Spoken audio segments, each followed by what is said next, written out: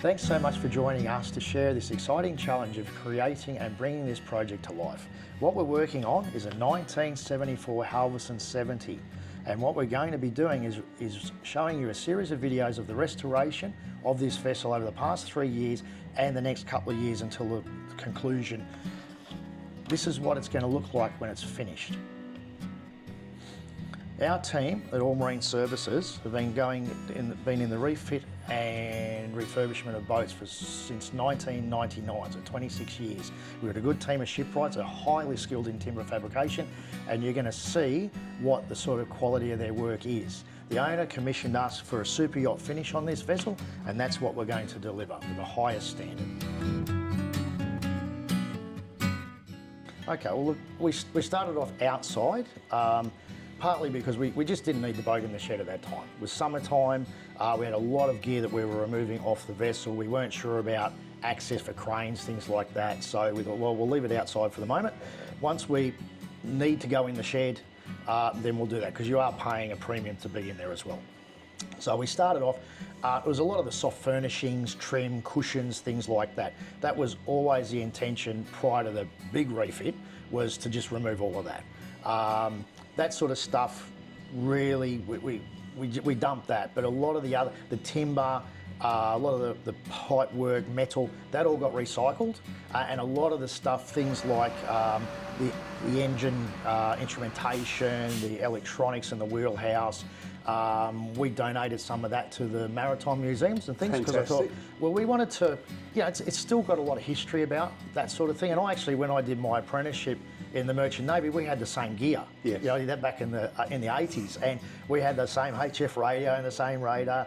I did my training before they had GPS. So this vessel was the same. Fantastic. So there was there. You can see in one of these photos too that the keel it's like it was bent. Yeah. And that wouldn't have helped the handling. You can see the bilge keels as well, which are these here on the sides. Yeah. That was an afterthought. They weren't in the original plans that we had of the vessel, so we thought, well, we don't need those. The vessel has Naiad fin stabilisers, so you don't need both. Yeah. The owner wanted to keep the Naiad system, which is, better, so that, well, we don't need this other stuff. And when you look at the hull, these hulls they're a planing hull. Yeah. This vessel had displacement power in it, so it was a 10, 12 knot boat. Right. But there was another vessel with big motors that would do 28 knots. Wow. I believe the owner only did it once, but it can do it. And when you see the lines of the hull, which you'll see in some of these photos, it's gorgeous. Yes. It is absolutely gorgeous. So, cool. but this is for us, this is going to be a displacement hull. Okay, it looks like a big job. When you start pulling it apart, when do you decide whether the structure of an area, say the actual bridge area, whether you're going to replace it all or you're going to keep some of the framing? When do you make that decision? Well, look, a lot of it is through investigation. We knew the hull from every report that I'd read was in good nick. Yes. Right? So that was the main thing that the owner was concerned. He said, look, as long as it's got good bones, we can build whatever else we need to do. As I said, there was a couple of small areas in the hull which were easy to repair, and they were done straight away. We did find, though, as we started to rip down a lot of the software, the curtains, the fabrics on the bulkheads and things like that, you could see water damage. Right. And a lot of this was caused by hoses that had just perished.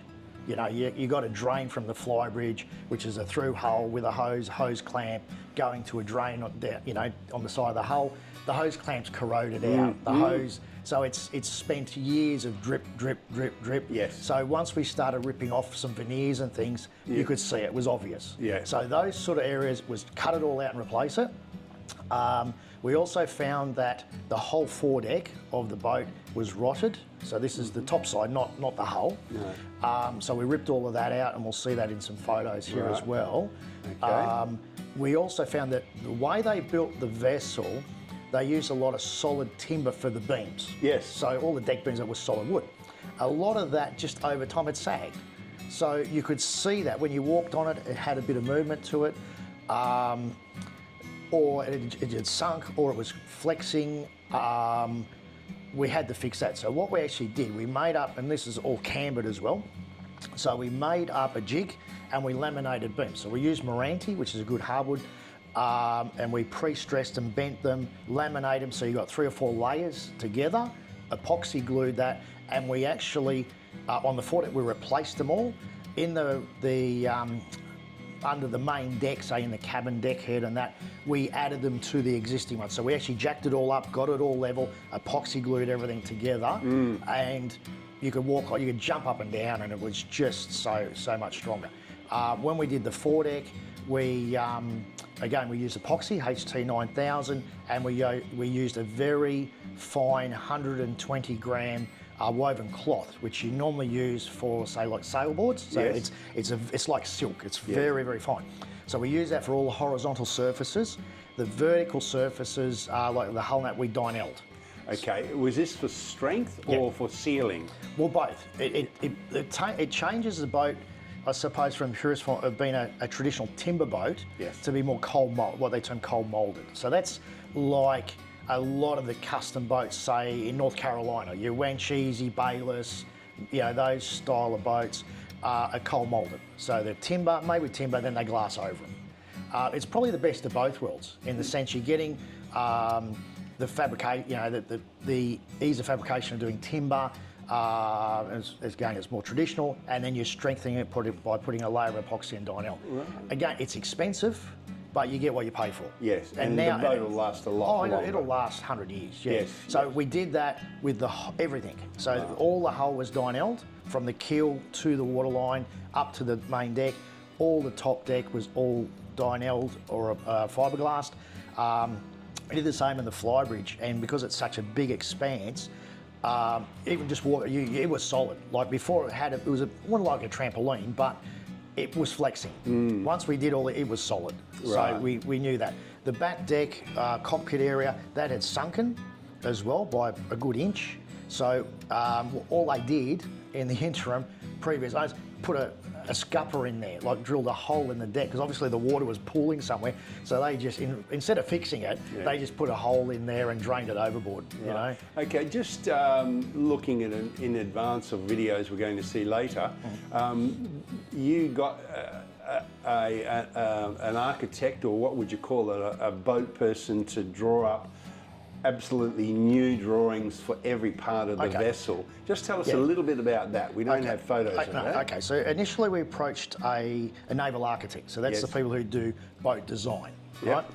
Because we were changing the engines, so the engines that were in the boat were 1271 Detroits, so very old but good in those days, and we were looking for repower options. Naval architects, they're like, oh, well, we need the lines drawing. So what that is, it's like taking slices through the hull to give you an idea of waterplane area and things like that. They were like, oh, well, it's best guess scenario because we don't have the lines drawings. They want to scan it or anything like that. Well, okay, so anyway, they came back and they gave us 3 engine recommendations. The owner went for the best, the highest spec option, which was these 8.9 litre Scania engines. Which were going to give us a service speed around 12 knots. So it was fine with that. The engines are about half the weight of the Detroit. So there was a lot of things that are going to change in the vessel in terms of weight distribution that are a little bit unknown at this stage. So we'll get onto that later in further videos. But so ideally, we had a lot of I want to say guesstimation is not the right sort of thing, but there was a lot of variables in it. That we will have to consider. Right. We pulled a lot of lead out of the back of the vessel, so they've obviously had to balance the vessel. Yeah, because when you look at it side on, the engine room is more forward than midships. It's quite a long way forward, which then means you've got propeller shafts that are very long, like really long. Yeah. So that's the design. So that's what we're working with. So basically, to get back to your question, the owner wanted a refurb. So we then engaged Sam Sorgivanni. So he is a interior designer that specialises in boats, or very large motor yachts. So he does a lot of 100+ foot boats. He's based here in Perth. I've known him for a long time, ever since he started in the industry. He worked with John Bannenberg at Ocean Fast to do those strange, they're quite out there designs of the Ocean Fast vessels. Sam does he's commissioned a lot in the Middle East as well, to do a lot of boats over there. So he's got some really, really nice ideas, a lot of talent. So we had a meeting, and he did new designs for all the interior of the vessel with some colour options and materials and things like that. Yes. So we pretty much, that's how we handled the interior. Terrific. Some of it was changed a lot, some of it wasn't, and we'll keep the design thing going through the boat. Okay. Exterior wise, the owner never really liked the slab-sidedness of the vessel. It had, covered bulwarks, it had a big overhang for the flybridge. He said it looked very commercial and not like the traditional sort of Halverson look that he wanted. Yeah. So we were having lunch down there one day with the boys, and I drew up some sketches, and I took a photo, I scanned it, I think, and I sent it over to Mark, and I said, well, what about this? And he goes, oh, I love that. Can we do it? And I said, well, we can build anything if you want it. It just adds another 6 months to the job or whatever, but we can do it.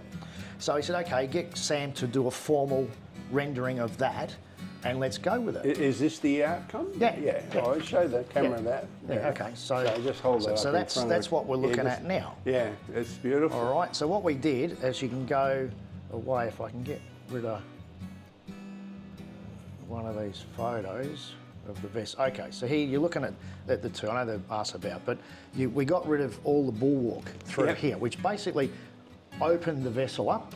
Yep. And we shifted the flybridge, which was right up at the very at the bow here. We moved it back because I had a look at a lot of other boat designs of that era, and that's sort of how the look that they sort of had. Yep. We also got rid of the side deck, so basically up here we chopped that out and brought it right back in, which then meant the flybridge got narrower. But what we did to compensate, we extended the flybridge from here, you'll see the arrow, right back to the transom. So that went back to here. Yeah. And then the other thing was it had this big mast in the centre, which, okay, is traditional, but it takes up a massive amount of space. Yes. Meaning that your flybridge is tiny. Yeah. So I said, well, how about we go to like a Targa arch, which is a little bit more modern, but not too modern, because we'll do it in a way that looks traditional.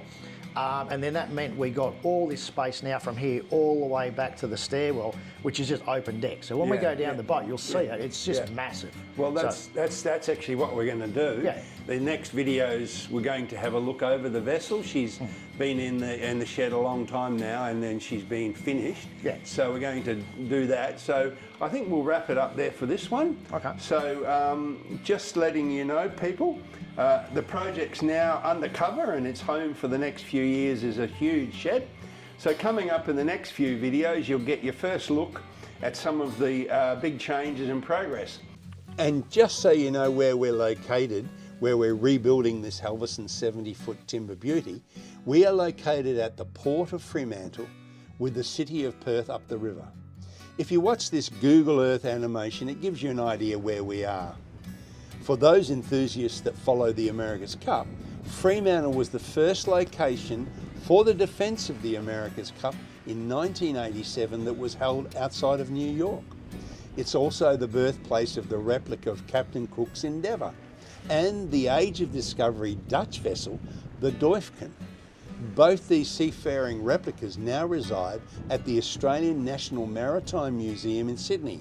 And if you're ever in Sydney, have a sail on one.